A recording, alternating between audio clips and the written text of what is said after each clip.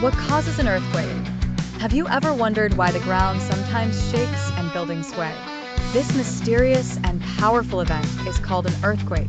Let's explore what's happening beneath our feet to crack this mysterious shaking.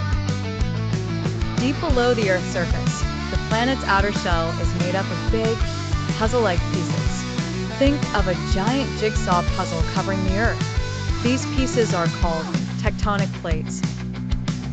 They lazily drift and bump into each other when you're not noticing because they're always on the move over the gooey, flowing layer of rock called the mantle. But they don't move smoothly. Our Earth is like a very hard-boiled egg.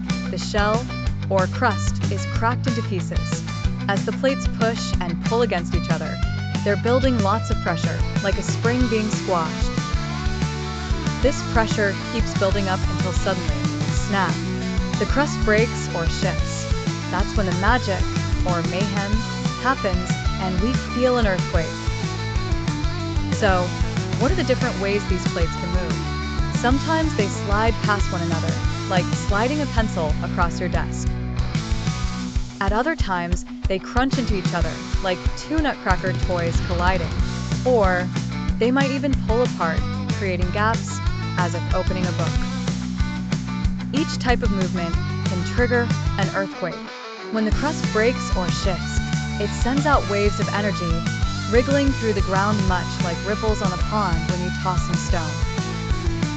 These vibrations are what we feel during an earthquake, the shakes, rattles, and rolls. But how do scientists measure these shakes and detect where an earthquake happens? They use a clever tool called a seismometer. This handy gadget might be far away from the earthquake, yet it can pick up the vibrations traveling through the Earth. It's like having a superhero's ears that can hear the smallest whispers from far, far away.